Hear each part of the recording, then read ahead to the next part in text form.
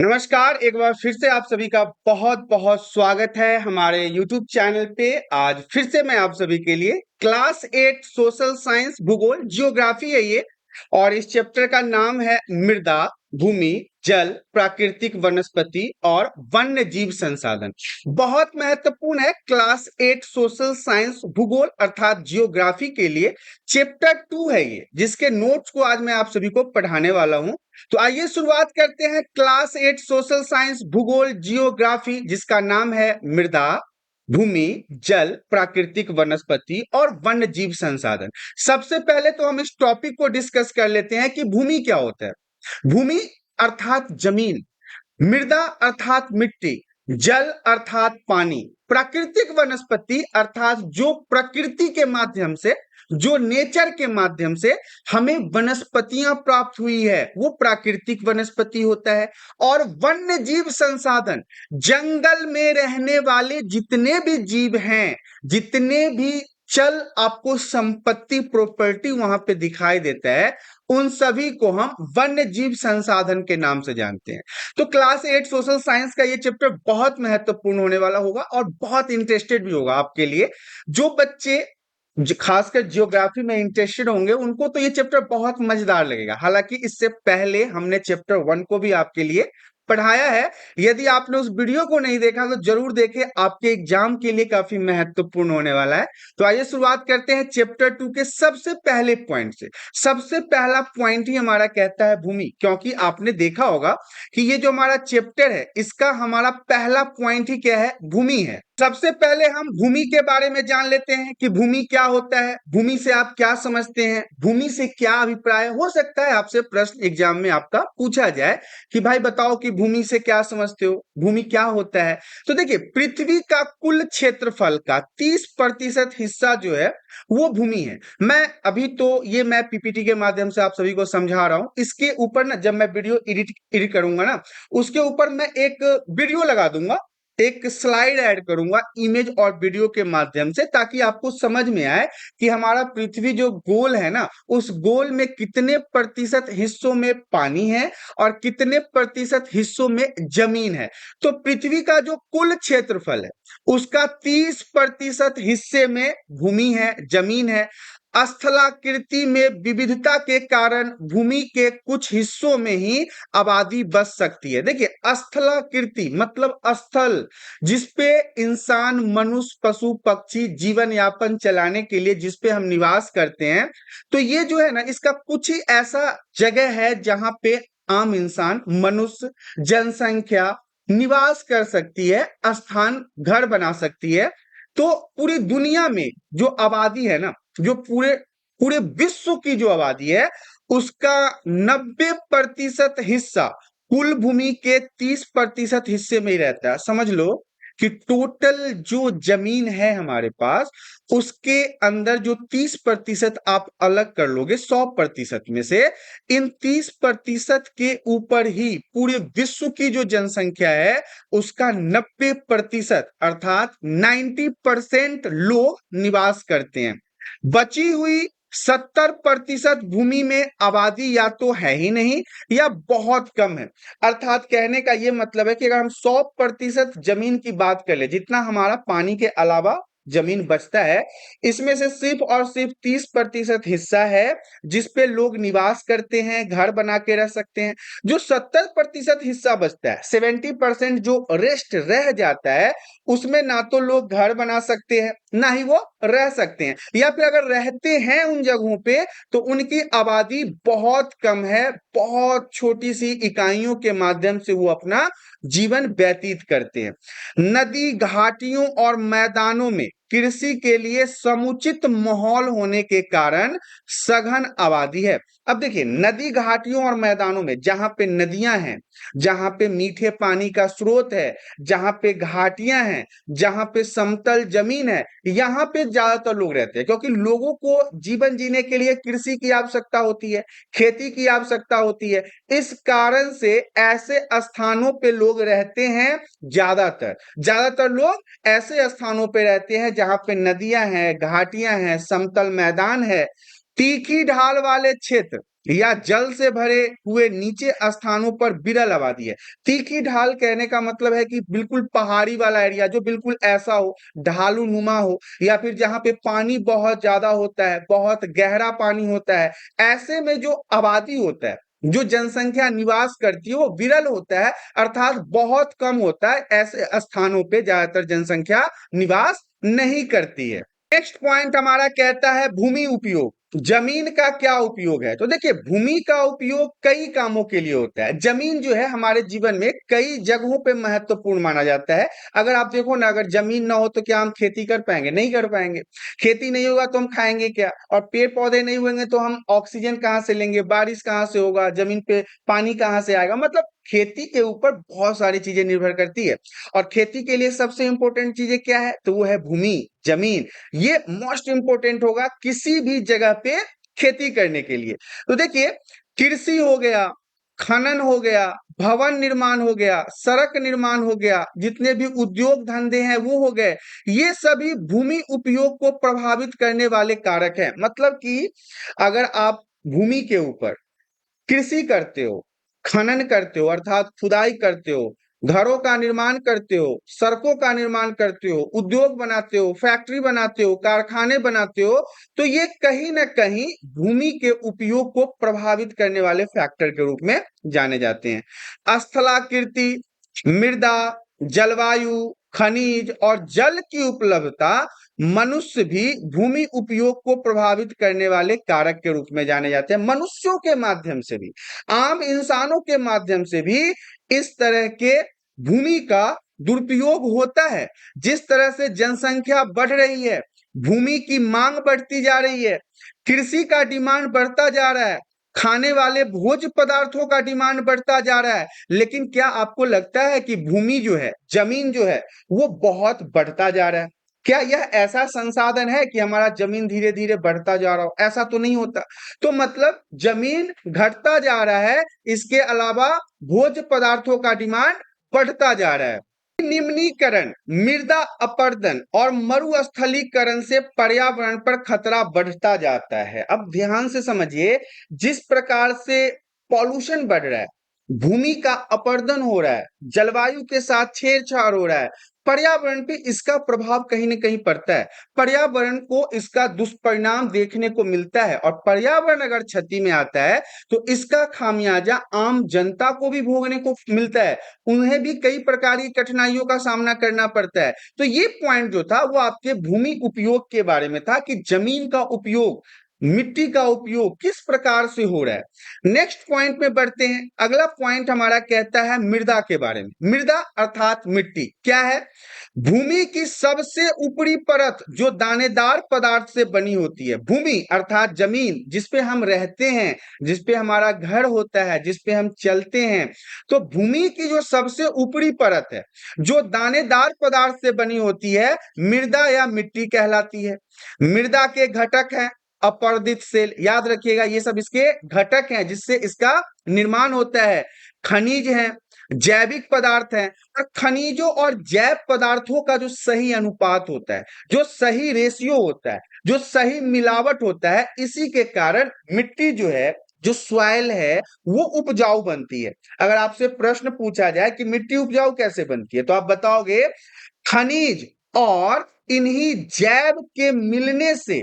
यदि इनका रेशियो सही है, इनका आधार सही है, इनका मिलावट सही है, तो इससे जो मिट्टी होती है वो उपजाऊ बनती है, उसमें खेती और अच्छे तरीके से किया जा सकता है, किसानों के लिए काफी फायदेमंद माना जाता है। पॉइंट हमारा कहता है मृदा परिच्छेदिका। अब ये क्या होता है? ये भी आपका वेरी वेरी इंपॉर्टेंट रहेगा। किसी स्थान की मृदा, सबसे पहले तो आप ये जान लीजिए कि मृदा क्या होता है। मृदा का मतलब होता है मिट्टी, अर्थात रेत भी कह सकते हो, सॉइल भी कह सकते हो, मिट्टी भी कह सकते हो। तो किसी स्थान की मृदा के विभिन्न स्तरों की सजावट को मृदा परिच्छेदिका कहते हैं। ध्यान से समझिएगा, किसी स्थान के मिट्टी के अलग अलग स्तर में जो सजावट होता है, जो उसके निर्माण में उसको बनाया जाता है, इसे हम मृदा प्रतिच्छेदिका कहते हैं। एक आम मृदा मतलब एक साधारण मृदा प्रतिच्छेदिका के निम्नलिखित स्तर होते हैं। अब हमने अभी आपको बताया ना कि मृदा के अलग अलग स्तरों को ही और इसके सजावट को ही हम मृदा परिच्छेदिका कहते हैं। तो ये अलग अलग स्तर क्या होता है, किन किन स्तरों पे मृदा परिच्छेदिकाओं का निर्माण होता है। तो सबसे पहला है ऊपरी मृदा, ध्यान से समझिए, पहले नंबर पे है ऊपरी मृदा। इस स्तर में मतलब मिट्टी के इस सजावट में, इस स्तर में ह्यूमस और मिट्टी तथा रेत के महीन कण होते हैं। जो सबसे पहले नंबर पे आता है वो है ऊपरी मृदा। तो इस स्तर पर जो ह्यूमस होता है ये ज्यादा होता है मिट्टी में, और मिट्टी तथा रेत के महीन महीन कण आपको देखने को मिलेगा। इसके बाद है उपमृदा। अब उपमृदा क्या होता है, यह मृदा प्रतिच्छेदिका का दूसरा स्तर होता है। मतलब पहले स्तर पे तो चलो ह्यूमस होता है, मिट्टी तथा रेत के महीन कण होते हैं। उपमृदा जो है यह मृदा परिच्छेदिका का दूसरा स्तर माना जाता है, दूसरे नंबर पे आता है। और इस स्तर में रेत पाया जाता है, गाद पाए जाते हैं और मिट्टी भी होती है। ये दूसरे नंबर पे है। तीसरे नंबर पे है यहाँ पे जनक चट्टाने। अब जनक चट्टाने क्या है, मृदा परिच्छेदिका के आखिरी स्तर, सबसे निचले स्तर में बड़े बड़े चट्टान पाए जाते हैं, बड़े बड़े पहाड़ पाए जाते हैं, बड़े ठोस होते हैं, हार्ड होते हैं, जिसे हम जनक चट्टान के नाम से जानते हैं। नेक्स्ट पॉइंट हमारा कहता है मृदा निर्माण के कारक। अब मृदा निर्माण अर्थात मिट्टी के निर्माण में कौन कौन से फैक्टर होते हैं, कैसे मिट्टी का निर्माण होता है। देखो ये एक ऐसा टॉपिक है ना जो आपको बहुत आगे तक पढ़ना पड़ेगा, बहुत लंबे समय तक आपको पढ़ना पड़ेगा। यदि आप क्लास 8 में हो अभी फिलहाल, तो आपको 9, 10, 11, 12 हर जगह पढ़ना है। मिट्टी का निर्माण कैसे हुआ, कितने करोड़ों वर्ष लग जाते हैं मिट्टी के निर्माण में। तो देखिए जो जनक चट्टान होता है, मैंने पहले की स्लाइड में आपको बताया था कि जो मृदा परिच्छेदिका होता है इसके निम्नलिखित स्तर होते हैं।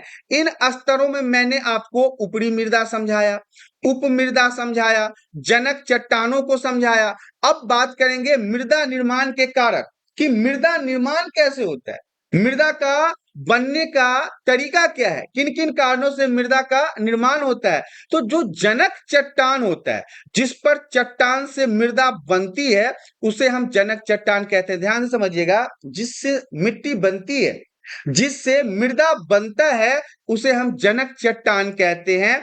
जनक चट्टान से मृदा का रंग, मृदा का गठन, रासायनिक गुण, खनिज और परागम्यता तय होती है। ये जनक चट्टान जो होती है, इसी से मृदा का निर्माण होता है, इसी से मृदा के अंदर खनिज आता है, मिट्टी जो होती है उसका रंग निर्माण होता है, उसका गठन होता है। ये सारी चीजें जो हैं वो मृदा निर्माण के कारक हैं, फैक्टर। ये फैक्टर है सॉइल मेकिंग के, मिट्टी के निर्माण के, जिसमें जनक चट्टानों का बहुत ही अहम भूमिका माना जाता है।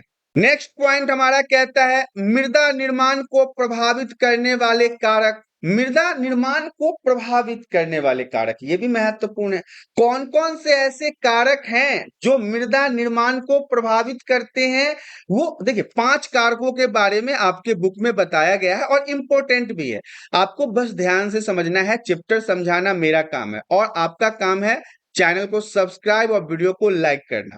तो हम बात करेंगे कि मृदा निर्माण के जो 5 कारक हैं वो क्या क्या हैं। तो सबसे पहला है मूल सामग्री, ध्यान से समझिए। दूसरा है जलवायु, इंपोर्टेंट होता है मिट्टी के निर्माण के लिए जलवायु का होना, अच्छा और बुरा, ये मिट्टी के निर्माण पे फैक्ट डालता है। तीसरा है वायु अर्थात जीव, चौथा है स्थलाकृति और पांचवा है समय। ये 5 ऐसे पॉइंट्स हैं जो मृदा निर्माण को प्रभावित करने वाले कारकों के रूप में जाने जाते हैं, फैक्टर के रूप में जाने जाते हैं। आपको इन 5 पॉइंटों को सही तरीके से बस याद कर लेना है। नेक्स्ट पॉइंट हमारा कहता है उच्चावच, तुंगता और ढाल। अब आपको यहां से बड़े ही ध्यान से समझना पड़ेगा हर एक पॉइंट को कि उच्चावच, तुंगता और ढाल क्या होता है। अब 8वीं क्लास के जियोग्राफी में आपको कौन कौन से शब्द पढ़ने पड़ रहे हैं, शायद आपको थोड़ी सी कंफ्यूजन हो रही कि भाई ये हो क्या रहा है, ये क्या शब्द आ रहे हैं, ये क्या वर्ड्स आ रहे हैं। लेकिन आपको घबराने की जरूरत नहीं है, मैं इन सभी शब्दों का सही मतलब आपको समझा देता हूं, तो आपको ताकि आपको चैप्टर जो है वो बहुत ही आसानी से समझ में आ जाए। किसी स्थान की ढाल से उस स्थान पर मृदा का संचय या जमा होना निर्धारित होता है। उच्चावच, तुंगता और ढाल आपसे पूछा जाए तो आप बताएंगे कोई भी ऐसा स्थान, कोई भी ऐसा जगह जहां पे मृदा जमता है, मृदा संचय होता है, निर्धारित होता है, इसे हम उच्चावच, तुंगता और ढाल के नाम से जानते हैं। और जो नेक्स्ट पॉइंट हमारा है वो कहता है मृदा अपरदन। ये वेरी वेरी इंपॉर्टेंट रहेगा, इसीलिए मैं इसे VVI लिख देता हूं। ये वेरी वेरी इंपॉर्टेंट है, आपको समझना है। ये आपके एग्जाम में आपसे श्योर 100% लिखवा लो, ये पूछेगा ही पूछेगा कि मृदा अपरदन क्या होता है, मृदा अपरदन से आप क्या समझते हैं। ऊपरी मृदा के हटने की प्रक्रिया को मृदा अपरदन कहते हैं। ऊपरी मिट्टी जो होता है, जो मिट्टी ऊपर से हट जाए, उसे हम मृदा अपरदन के नाम से जानते हैं। वनोन्मूलन, अतिचारण, उर्वरक और कीटनाशक की अति उपयोग, वर्षा दोहन, भूस्खलन, बाढ़ ऐसे कारक हैं जिसके कारण मृदा अपरदन होता है। अब आप सोच रहे होगे ये क्या क्या पॉइंट है, मैंने आपको बता दिया, आपके तो कुछ समझ में ही नहीं आया। तो मैं इसे समझाता हूं आपको कि देखिए मृदा अपरदन के बारे में तो मैंने समझा दिया। और दूसरी बात, ये जो मैं आपको भी पढ़ा रहा हूं ना, इसके साथ साथ जब ये वीडियो आएगा तो इसके ऊपर एक वीडियो चलता रहेगा साइड में या किसी भी कोने में, जरूर मैं लगा दूंगा, जिससे आप हर एक पॉइंट को आसानी से समझ जाओ। आप क्योंकि क्लास 8 के बच्चे हो तो हो सकता है कि आपको कोई कोई वर्ड्स या कोई कोई पॉइंट समझने में दिक्कत हो, या फिर कुछ ऐसे बच्चे होंगे जो इंग्लिश मीडियम के होंगे जो हमारी वीडियोस को देख रहे होंगे, तो उनको भी समझने में कोई दिक्कत ना हो, इसके लिए या तो मैं एनिमेशन वाले वीडियोस लगा दिया करूंगा या फिर उन प्रॉपर कारक फैक्टर को टारगेट करके वीडियो को सेट कर दूंगा, जिससे आप उन पॉइंटों को आसानी से समझ जाओ। अभी देखो मैंने आपको मृदा अपरदन बताया, तो ये बताया ना कि जब आप मिट्टी के ऊपरी भाग को हट जाता है, मिट्टी का ऊपरी भाग खत्म हो जाता है, बह जाता है, दह जाता है, या किसी कारणवश वो हट जाता है, चाहे वो हवा के माध्यम से हो, पानी के माध्यम से हो, या कटाव के माध्यम से हो, या खनन के माध्यम से हो, या पर्यावरण के किसी अन्य फैक्टर के माध्यम से हो, अगर मिट्टी ऊपर से हट जाता है तो ये मृदा अपरदन कहलाता है। तो अब यहाँ पे आप समझोगे कैसे मृदा अपरदन क्या होता है, तो मैं इसके साथ एक वीडियो लगाऊंगा जहां पे आपको प्रॉपर वो वीडियो चलता हुआ दिखाई देगा, वहां से मिट्टी हटता हुआ दिखाई देगा, जिससे आप मृदा अपरदन को समझ जाओगे। इसमें मैंने बोला वनोन्मूलन। अरे वनोन्मूलन मतलब वनों का सफाई, जंगलों का कटाई, पेड़ पौधे नहीं रहेंगे तो मिट्टी धसेगा, घटेगा, दहेगा, बहेगा, उड़ेगा। इसके अलावा अतिचारण, किसी एक ऐसे जगह पे जहां पे मवेशी ज्यादा हैं और वो फसलों को, चारों को, पेड़ पौधा को खाए जा रहे हैं, खाए जा रहे हैं, खा खा के बिल्कुल खत्म कर दिया। अतिचारण मतलब होता है ज्यादा खाना और पेड़ पौधों की संख्या कम होना। इसके अलावा उर्वरक, आजकल आपको पता है कि गांव में, शहरों में जो खेती होती है उसमें फर्टिलाइजर का बहुत उपयोग होता है, उर्वरक का उपयोग होता है, रासायनिक खादों का उपयोग होता है। ये भी कहीं ना कहीं मिट्टी की गुणवत्ता को खराब करता है। अधिक वर्षा के कारण मिट्टी दह जाती है। ये सब वो पॉइंट है। या फिर भूस्खलन, भूस्खलन का कहने का मतलब होता है जब बाढ़ वगैरह आ जाता है तो आपने देखा होगा कि कैसे मिट्टी बह जाती है, कट जाती है। तो ये सब मृदा अपरदन के प्रमुख फैक्टर के रूप में जाने जाते हैं, कारक के रूप में जाने जाते हैं। नेक्स्ट पॉइंट हमारा कहता है मृदा का निम्नीकरण और संरक्षण के उपाय। मृदा का निम्नीकरण मतलब मृदा को, उनके गुणवत्ता में जो कमी आ रही है, उसमें जो ह्रास आ रहा है, उसमें जो कमियां आ रही है, उसको कैसे बचाया जाए, कैसे उसको संरक्षित किया जाए, कैसे उसे हम सिक्योर करें, कैसे उसे हम बचाएं। अब हम इन पॉइंटों के बारे में जानेंगे। मृदा अपरदन और क्षीणता मृदा संसाधन के दो मुख्य खतरे हैं। देखिए मृदा अपरदन और क्षीणता, क्षीणता का मतलब होता है उसके गुणवत्ता में ह्रास होना, उसके क्वालिटी का गिरना। तो मृदा जो मिट्टी है अपरदन के कारण भी खराब होता है, और उसके गुणवत्ता में यदि क्षीणता आ रही है, कमी आ रही है, ह्रास हो रहा है, तो उससे भी मिट्टी खराब होती है। मानवीय और प्राकृतिक दोनों ही कारकों से मृदाओं का निम्नीकरण हो सकता है। इंसानों के द्वारा भी कई सारे ऐसे कारक हैं, फैक्टर हैं, जिसमें इंसान मुख्य कारण है अपरदन होने का। जैसे कि खनन हो गया, खुदाई के माध्यम से, उर्वरक का उपयोग करने के माध्यम से, अति सिंचाई के माध्यम से, अति चारण के माध्यम से मृदा अपरदन होता है। तो इसमें मनुष्यों की गलती है। मृदा के निम्नीकरण में सहायक कारक वनोन्मूलन, अतिचारण, रासायनिक उर्वरक, कीटनाशकों का अत्यधिक उपयोग, वर्षा दोहन, भूस्खलन, बाढ़ इत्यादियों को माना जाता है। बहुत सारे पॉइंट्स है, ये मैंने पहले के स्लाइड में भी बात किया था। मैंने आपको बताया था कि भूमि निम्नीकरण में वनोन्मूलन, अतिचारण, रासायनिक उर्वरक, जितने भी केमिकल खादों का उपयोग हम करते हैं, कीटनाशकों का उपयोग करते हैं, वर्षा का अधिक ज्यादा अगर जमा हो जाए तो भूस्खलन भी इसका मुख्य कारण है, बाढ़ भी इसका मुख्य कारण है। तो इन चीजों के माध्यम से हम इसके संरक्षण को कर सकते हैं, अतिचारण को रोक के कर सकते हैं, खुदाई को करके रोक सकते हैं, ज्यादा उर्वरक का उपयोग न करके भी इसको संरक्षित कर सकते हैं। तो ये सब कुछ महत्वपूर्ण पॉइंट्स हैं जो आपको समझने काफी महत्वपूर्ण है। पॉइंट हमारा कहता है मल्च बनाना। अब मल्च क्या होता है, तो शायद आपको सुनने में थोड़ा सा कंफ्यूजन हो रहा होगा कि ये मल्च वगैरह क्या है, या कोई मछली वछली तो नहीं है कि मछली बनाना है। नहीं, मछली वछली नहीं बनाना है। इस विधि में, मल्च बनाने जैसी विधि में, पौधों के बीच के खाली भूमि को पुआल जैसे जैव पदार्थों से ढक दिया जाता है। अब ध्यान से समझिए, हालांकि इसका भी इमेज मैं आपके लिए लगाऊंगा ताकि आपको ये वीडियो के पॉइंट समझने में कोई दिक्कत ना हो। इस विधि में पौधों के बीच की जो खाली जगह होती है, जो उसमें स्पेस होता है, उसके बीच में ना पुआल रखा जाता है। पुआल क्या होता है, तो आपने धान की खेती देखी होगी, गेहूं की खेती देखी होगी। तो जब धान को बीज अलग कर लिया जाता है तो उसका जो डंडल बच जाता है ना, उसे हम पुआल कहते हैं। अब इन्हीं चीजों से उस खाली स्थानों को ढक दिया जाता है ताकि उसमें नमी बनी रहे, उसमें मॉइस्चर बना रहे। ये पहला पॉइंट था। अब हम दूसरा पॉइंट की बात करेंगे। समुच्च रेखीय रोधिकाएं क्या होता है। समुच्च रेखीय रोधिकाएं, रोधिका का मतलब होता है रोकने वाला। इस विधि में, इस तरह के नियम में, जमीन की जो ढाल होती है उसके आगे पत्थर, घास या मिट्टी डालकर बांध जैसा बनाया जाता है। उसको रोकने के लिए, अवरोध पैदा करने के लिए ऐसे बांधों के आगे खाई बना दी जाती है ताकि उसमें पानी इकट्ठा हो सके और इससे वर्षा के कारण होने वाले मृदा अपवर्तन की रोकथाम करें। वर्षा के कारण भी तो मिट्टी दह जाता है ना, मिट्टी बह जाता है ना, मिट्टी कट जाता है ना। तो इन्हीं माध्यमों से जो बारिश के कारण मिट्टी कटता है और मृदा अपरदन होता है, उसे रोकने के लिए जो ढाल नुमा जगह होता है जहां से मिट्टी के नीचे जाने की संभावना ज्यादा होती है, तो जो उसका लास्ट पॉइंट होता है वहां पे पत्थर लगा दिया जाता है, वहां पे पेड़ पौधे लगा दिए जाते हैं, वहां पे घास लगा दिया जाता है ताकि मिट्टी का अपरदन, मिट्टी बह के बाहर ना जाए।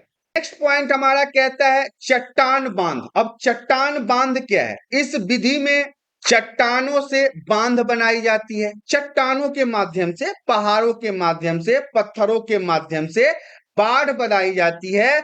ऐसी बाढ़ से, मतलब बांध जो होता है, बांध का मतलब मुख्य रूप से काम क्या है, वो जल को रोकता है, जल के बहाव को रोकता है, मृदा अपरदन होने से रोकता है।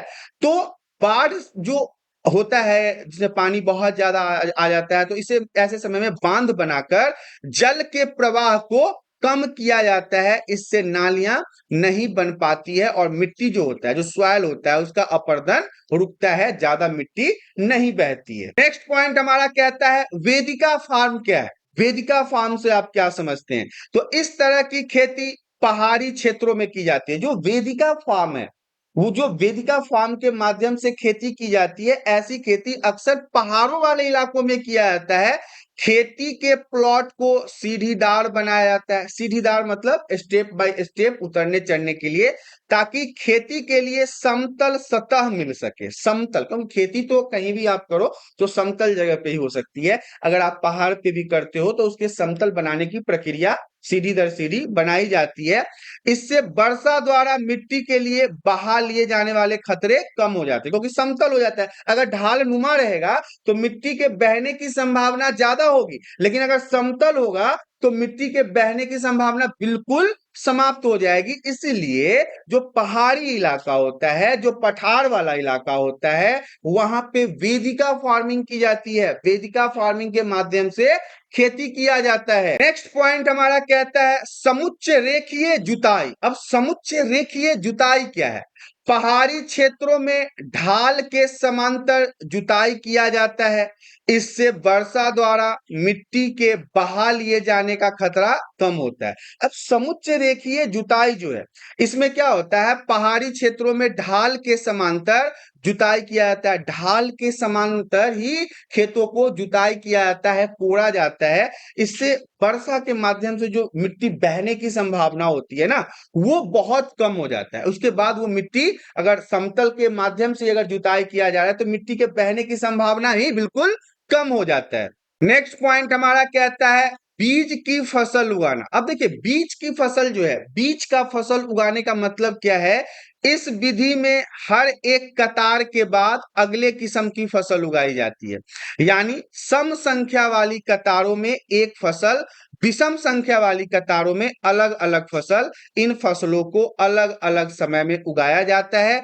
इससे वर्षा द्वारा मिट्टी को बहा ले जाने का खतरा कम होता है। कभी कभी क्या होता है, जब हम फसल उगाते हैं, जब हम खेती करते हैं, तो 3 4 5 6 महीनों का उसका टाइम पीरियड होता है। इसके बाद खेत खाली हो जाता है, और खेत खाली होने के बाद यदि उसी समय बारिश हो जाए तो हो सकता है कि मिट्टी उससे बह जाए, कट जाए, दह जाए।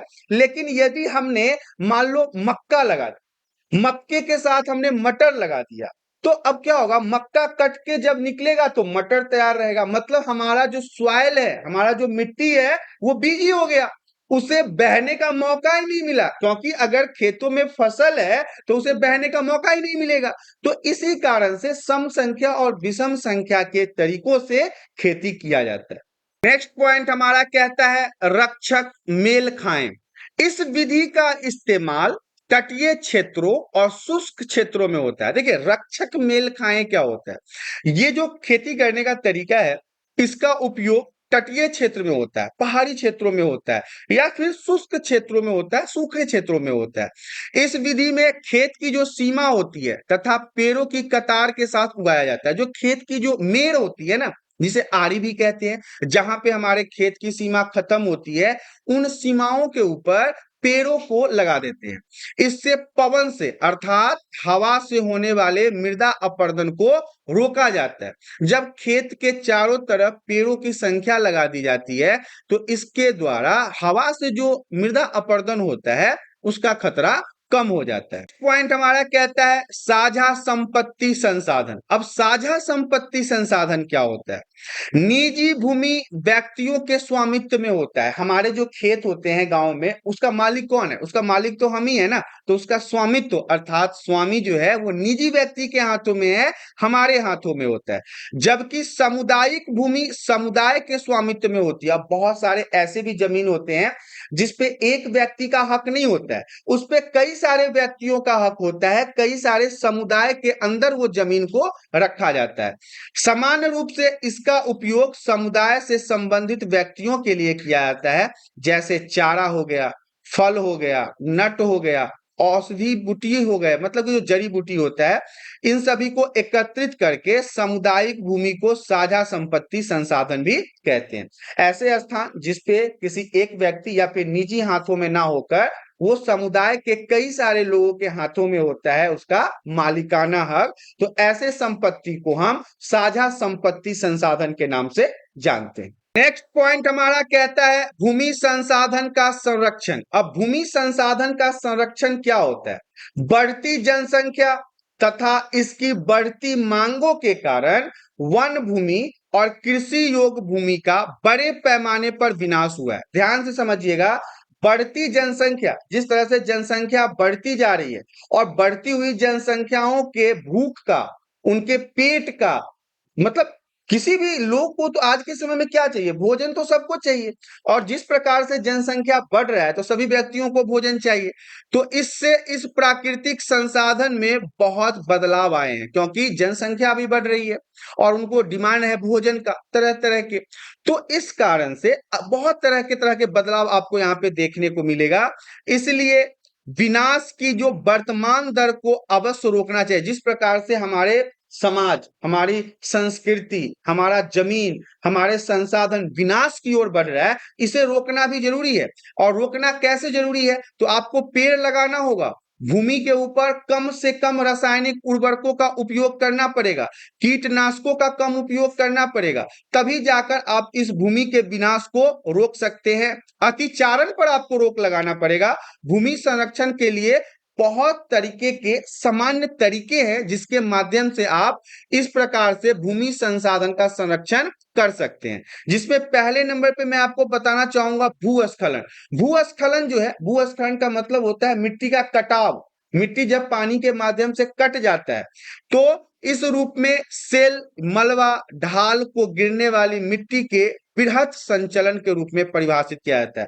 जब देखोगे कि भूस्खलन होता है तो इसमें जमीन का एक बड़ा टुकड़ा, एक बड़ा सा प्लॉट मिट्टी के जो होते हैं वो पानी के अंदर चले जाते हैं, धंस जाते हैं, पानी में विलय हो जाते हैं और फिर वो जमीन जो है वो बेकार हो जाता है। भूकंप के कारण ये होता है, बाढ़ के कारण होता है, ज्वालामुखी के कारण होता है, लंबे समय तक अगर भारी वर्षा हो रहा है तो इससे भी भूस्खलन होता है। यह नदी के प्रवाह के कुछ समय के अवरुद्ध कर देता है। ये नदी के प्रवाह को, धारा को रोक तो देता है, लेकिन धीरे धीरे यह कटाव नदी के अंदर ही चला जाता है और यह भी मृदा अपरदन भूस्खलन के कारण होता है। नेक्स्ट पॉइंट हमारा कहता है एक वास्तु स्थिति अध्ययन के बारे में। देखिए, अब हम एक ऐसे एक्सपेरिमेंट के बारे में जानेंगे, एक ऐसे रियलिटी के बारे में जानेंगे जो वैज्ञानिकों के माध्यम से किया गया है।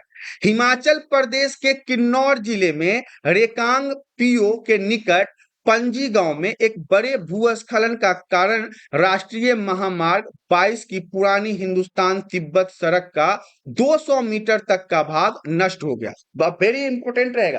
तो हिमाचल प्रदेश की बात है, रियलिटी। ये वीडियो मैं कोशिश करूंगा ढूंढ के आपके लिए लगाने का कि कैसे हिमाचल प्रदेश के किन्नौर जिला में रेकांग पीओ के निकट एक गांव के पास भूस्खलन आया और एक सड़क का 200 मीटर का भाग पानी के अंदर चला गया।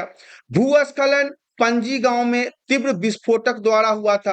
विस्फोटन के कारण ढाल का यह कमजोर क्षेत्र नीचे गिर गया, जिसके कारण सड़क और गांव के आसपास के क्षेत्रों में क्षति भी पहुंची, कई लोगों को नुकसान भी हुआ। पंजी गांव को किसी संभावित मानव विनाश से बचाने के लिए पूर्ण रूप से खाली करा दिया गया। बाद में क्या किया, सरकार ने कहा कि भाई इस तरह से भूस्खलन जो हो रहा है तो आगे चल के जान माल की क्षति होगी, जनता की मृत्यु हो सकती है, लोग मर सकते हैं, दब सकते हैं, मलबा में जमीन के नीचे दब सकते हैं। इसी कारण से पूरे पंजी गांव को ही खाली करवा दिया गया। नेक्स्ट पॉइंट हमारा कहता है न्यूनीकरण क्रियाविधि। अब न्यूनीकरण क्रियाविधि क्या है, न्यूनीकरण को भी समझना महत्वपूर्ण होगा आपके लिए। वैज्ञानिक प्राविधियों के विकास से हमें समझने को शक्ति मिली है। अब देखिए, वैज्ञानिक प्रविधियों के विकास से मतलब जिस प्रकार से हमारा आज जमाना जो है वो टेक्नोलॉजी के ऊपर निर्भर होता जा रहा है, मॉडर्न होता जा रहा है, चीजों को हम बेहतर समझने की कोशिश कर रहे हैं, तो इससे हमें समझने और सुनने की शक्ति प्राप्त हो रही है। भूस्खलन उत्पन्न होने से कौन कौन से कारक हैं, भूस्खलन किन किन कारकों से, किन किन फैक्टर के कारण होता है, उसे समझ लेते हैं। उनका प्रबंधन कैसे करना है, उसे रोकना कैसे है, उसे कैसे हम स्थिर कर सकते हैं, तो उसके बारे में भी जानेंगे। तो हमारा पहला पॉइंट इसमें है भूस्खलन को रोकने की कुछ नियम, कानून, रीति रिवाज, कैसे हम भूस्खलन को रोकेंगे इसके बारे में जान लेते हैं। सबसे पहला पॉइंट हमारा कहता है भूस्खलन प्रभावित क्षेत्रों का मानचित्र बनाकर इसमें प्रभावित होने वाले स्थानों को इंगित करना। इस प्रकार इन क्षेत्रों को आवास बनाने के लिए छोड़ा जा सकता है। हम सबसे पहले नक्शा तैयार करेंगे जहां पे भूस्खलन ज्यादा होता है, पॉइंट आउट करेंगे कि कौन कौन से ऐसे जगह हैं इस नक्शे पे जहां पे सबसे ज्यादा भूस्खलन हो रहा है। भूमि को खिसकने से बचाने के लिए प्रतिधारी दीवार का निर्माण, उसके चारों तरफ। राजा जो पहले हुआ करता था, इतिहास में मैंने आप लोगों को पढ़ाया है ना कि कब कैसे अपने दरबार, अपने राज्य के चारों तरफ किलों का निर्माण करवाता था, बड़ी बड़ी ऊंची ऊंची चट्टानों से दीवारें। क्यों? भूस्खलन ना हो, मिट्टी का कटाव ना हो, कोई दुश्मन आक्रमण न करे। बहुत सारे फैक्टर थे जिसमें एक फैक्टर ये भी था कि भूस्खलन नहीं होना चाहिए। भूस्खलन को रोकने का सबसे प्रभावी तरीका वनस्पति आवरण में वृद्धि है। अगर आप भूस्खलन को रोकना चाहते हो तो इसका सबसे अच्छा तरीका यह है कि आप पेड़ पौधों को ज्यादा से ज्यादा लगाओ, क्योंकि जहां पे पेड़ पौधे होते हैं ना तो उनकी जो जड़ें होती है पेड़ पौधों की, वो मिट्टी को बांध के रखता है, उन्हें बहने नहीं देता, उन्हें खराब नहीं होने देता। सतही अपवाह तथा झरना प्रवाह के साथ साथ भूस्खलन की गतिशीलता को नियंत्रित करने के लिए पृष्ठीय अप्रवाह नियंत्रण उपाय कार्यान्वित किए गए हैं। बहुत सारे ऐसे टेक्नोलॉजी के माध्यम से भी नए नए तरीके अपनाए जाते हैं, नियम अपनाई जाती है, जिसके माध्यम से भूस्खलन को कम से कम किया जाए, उसे रोका जाए, उसे नियंत्रण में लिया जाए। नेक्स्ट पॉइंट हमारा कहता है जल। अब हम वाटर के बारे में जान लेते हैं। जल एक महत्वपूर्ण नवीकरणीय प्राकृतिक संसाधन है। हमने नवीकरणीय और अनवीकरणीय संसाधन के बारे में इसी बुक के चैप्टर 1 में पढ़ा था कि कौन रिन्यूएबल है और कौन नॉन रिन्यूएबल है। आप लोगों को शायद याद ही होगा, अगर आपने वो वीडियो नहीं देखा तो जरूर देखें, क्योंकि मैंने आपको शुरुआत से समझाया है कि ये एक चैप्टर के बाद दूसरा चैप्टर समझने में आपको आसानी होगा। तो देखिए, भूपृष्ठ अर्थात जमीन का 3/4 भाग तो जल से ही ढका हुआ है, हम सभी को पता है। लगभग 3.5 अरब वर्ष पहले, सोच लो, 3.5 अरब वर्ष पहले जीवन आदि महासागरों से ही तो प्रारंभ हुआ था, समुद्रों से ही तो शुरुआत हुआ था। ये एक कोशिकीय जो जीव थे वो कहाँ शुरुआत में आए थे? समुद्र में ही आए थे। यद्यपि आज भी महासागर पृथ्वी की सतह का 2/3 भाग अगर ढके हुए हैं और विविध प्रकार के पौधे जंतुओं की मदद करते हैं। अब देखिए, केवल 2.7% ही मीठा जल है। इतना जल है हमारे पृथ्वी पर, लेकिन सिर्फ 2.7% वाटर ही अलवणीय है, जो नमकीन नहीं है, खारा नहीं है। इसका लगभग 70% भाग बर्फ की चादरों और हिम नदियों के रूप में अंटार्कटिका, ग्रीनलैंड और पर्वतीय प्रदेशों में पाया जाता है। अब और आश्चर्य की बात है, टोटल 2.7% ही वाटर है हमारे पास, मीठा जल। उसका भी 70% पानी जो है वो बर्फ बना हुआ है। कहाँ? अटलांटिक और महासागर में, ग्रीनलैंड में। अपनी स्थिति के कारण ये मनुष्य की पहुंच से बाहर है, क्योंकि इतना ठंडा है कि कोई जा ही नहीं सकता वहां पे। अगर आप चले भी जाओ, जम जाओगे, खून आपका पानी हो जाएगा, ब्लड आपका अंदर ही जम जाएगा, आप मर जाओगे, सेकेंडों नहीं लगेगा। जहां पे टेम्परेचर -60, -70, -80, -94 हो जाता है, वहां पे आप कैसे सरवाइव करोगे?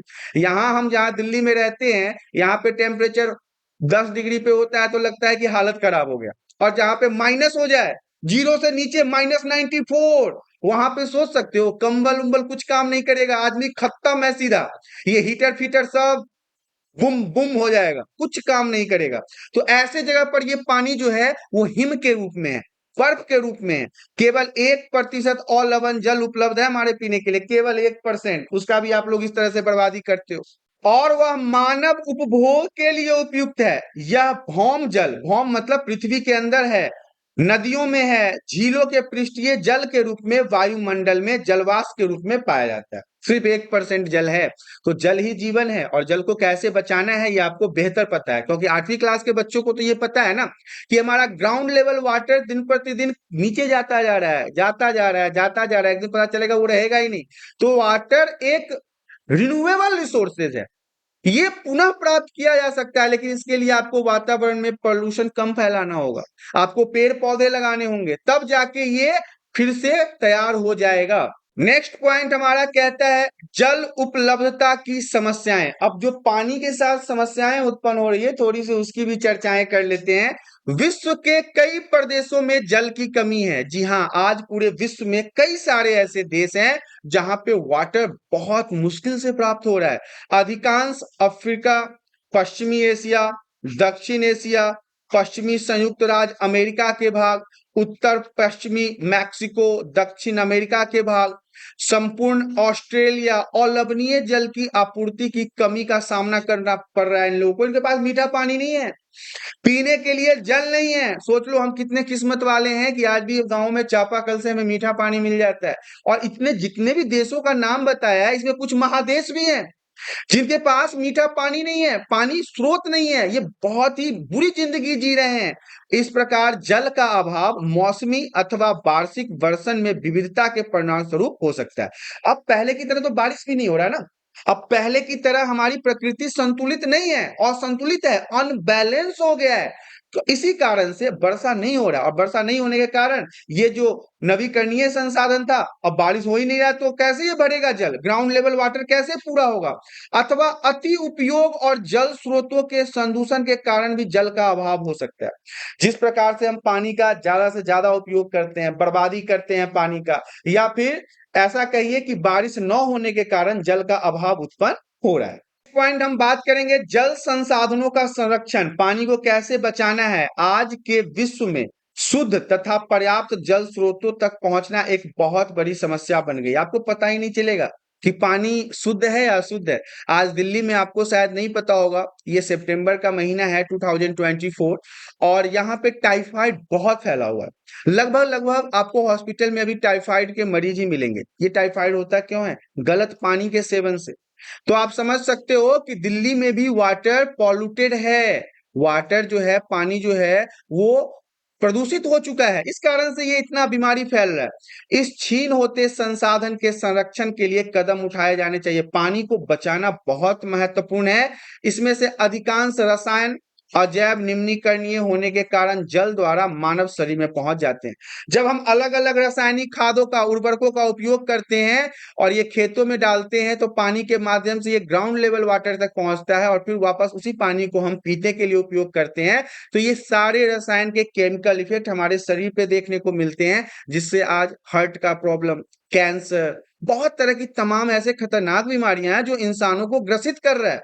इन प्रदूषकों को जल निकायों में छोड़ने एवं पूर्व बहिस्रावों का उपयुक्त विधि से शोधित करके जल प्रदूषण नियंत्रित किया जा सकता है। आज के समय में बड़े बड़े फैक्ट्री हैं, बड़े बड़े कारखाने हैं, जिसमें से जितना भी कचरा होता है, रसायन होता है, वो इन्हीं पानियों में छोड़ दिया जाता है, जिससे पानी प्रदूषित हो रहा है। जल का प्रदूषण दिन प्रतिदिन बढ़ता जा रहा है। नेक्स्ट पॉइंट हमारा कहता है जैव मंडल। अब जैव मंडल क्या है? प्राकृतिक वनस्पति और वन्य जीव केवल स्थल मंडल, जल मंडल, वायुमंडल के बीच जुड़े एक संकरे क्षेत्र में ही पाए जाते हैं। ध्यान से समझिएगा। प्राकृतिक वनस्पति और जीव, जितने भी जीव है, जीव में हम भी आते हैं, मनुष्य भी आता है, जानवर भी, पेड़ पौधे भी, ये कहाँ आपको मिलेंगे? स्थल मंडल पे, जल मंडल में, वायुमंडल में। इसे ही हम मिला के क्या कहते हैं? जैव मंडल कहते हैं। इसके बाद हमारा एक और VVI पॉइंट रहेगा। ये भी मैं VVI, इस चैप्टर मैंने 2 VVI पॉइंट बताया है। एक अब हमारा परितंत्र है। परितंत्र से क्या समझते हैं? जैव मंडल में सभी जीवित जातियां जीवित रहने के लिए एक दूसरे पर परस्पर संबंधित और निर्भर करते हैं। ये जितना भी परितंत्र है हमारा, जितना भी जैव मंडल में हम इंसान, जीव जंतु, पशु पक्षी, पेड़ पौधे रहते हैं, कहीं ना कहीं अपने आप को जीवित रखने के लिए एक दूसरे पे आश्रित हैं, एक दूसरे के ऊपर हम भरोसा करते हैं, तभी जाके ये परितंत्र का निर्माण होता है। इस जीवन आधारित तंत्र को ही हम क्या कहते हैं? परितंत्र कहते हैं। आपके एग्जाम में इसका डायग्राम भी पूछा जा सकता है, इसलिए ये बहुत इंपॉर्टेंट रहेगा। तो जैव मंडल और परितंत्र आपको समझ में आ गया होगा। अब हम बात करेंगे प्राकृतिक वनस्पति का वितरण। प्राकृतिक वनस्पति को भी समझ लेते हैं कि प्राकृतिक वनस्पति क्या होता है। वनस्पति की वृद्धि मुख्य रूप से तापमान और आर्द्रता पर निर्भर करता है। कोई भी वनस्पति हो, चाहे वो जंगल का हो या हमारे घर के पास का हो, उसका विकास वहां के टेम्परेचर, आर्द्रता, ह्यूमस, मॉइस्चर के ऊपर ही निर्धारित होता है। विश्व की वनस्पति के मुख्य प्रकारों से 4 भागों में बांटा गया है। जैसे वन नंबर 1 पे आता है, घास नंबर 2 पे आता है, गुल्म नंबर 3 पे आता है, और टुंड्रा नंबर 4 पे आता है। ये 4 भागों में विश्व के सभी वनस्पतियों को बांटा गया है। नेक्स्ट पॉइंट हमारा कहता है प्राकृतिक वनस्पति और वन्य जीवन का संरक्षण। यह भी महत्वपूर्ण रहेगा। जलवायु में परिवर्तन और मानव हस्तक्षेप के कारण पौधों और जंतुओं के प्राकृतिक आवास नष्ट होते जा रहे हैं। अब जिस प्रकार से जनसंख्या हमारी बढ़ रही है, हम मनुष्यों की जनसंख्या बढ़ रही है, तो सभी को फ्लैट, घर, मॉल, रेलवे, दिस दैट, फलाना ठिकाना सब चाहिए। इसके कारण क्या हो रहा है कि जो जंगल था ना, वो दिन प्रतिदिन समाप्त होता जा रहा है। बहुत सी जातियां असुरक्षित अथवा संकटपन हो गए, मतलब संकटग्रस्त हो गए। आज बहुत सारे ऐसे जीव जंतु जंगल के थे जो या तो पूर्ण रूप से नष्ट हो गए, या जो अभी हैं उनके ऊपर संकट चल रहा है, वो भी कभी भी खत्म हो सकते हैं, क्योंकि उनके रहने के लिए घर नहीं है। अब जंगल में जो जानवर रहता है उनके लिए आप मॉल तो नहीं बनवा सकते ना, वो मॉल में आके तो नहीं रहेंगे ना, वो हमारे बेड पे तो नहीं रहेंगे ना, हमारे घरों में तो नहीं रहेंगे ना, उनका घर उनका जंगल है, और जंगल ही धीरे धीरे समाप्त होता जा रहा है, इसलिए ये जीव जंतु भी धीरे धीरे समाप्त होते जा रहे हैं। कुछ तो लुप्त होने के कगार पे है।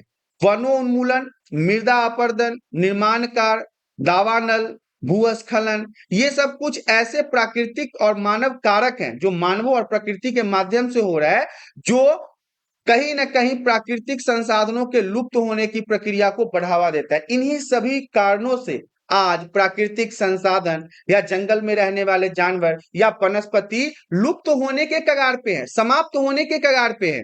इस तरह से आपने देखा क्लास 8 सोशल साइंस भूगोल जियोग्राफी, जिसका नाम था मृदा, भूमि, जल, प्राकृतिक वनस्पति और वन्य जीव संसाधन। ये हमारा जियोग्राफी का चैप्टर 2 नोट्स यहाँ पे समाप्त हो गया। चैप्टर में मैंने सारे पॉइंट जो आपके एग्जाम में पूछे जाने वाले हैं उन सभी को बता दिया है। आशा करता हूं वीडियो में दी गई जानकारी आप सभी को पसंद आया होगा। जानकारी पसंद आया तो वीडियो को लाइक, और चैनल पे पहली बार आए तो चैनल को सब्सक्राइब कर लें, ताकि इसी प्रकार के एजुकेशनल वीडियो आपको हमेशा प्राप्त होता रहे। आज के लिए इतना ही, धन्यवाद।